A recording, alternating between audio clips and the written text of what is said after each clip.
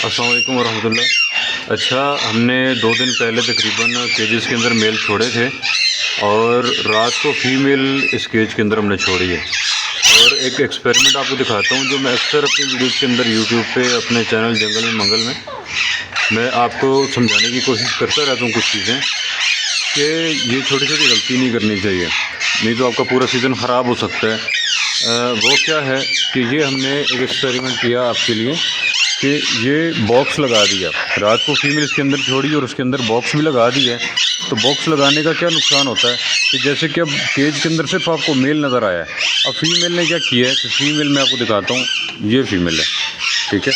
अब female box के अंदर चली गई है, ठीक है। जब बॉक्स के अंदर ज़्यादातर रहेगी, मेल से क्रॉस ही नहीं करेगी, ठीक है, और ख़ुद ब खुद अपने सीज़न पे हीट पर आकर एग ले कर देगी।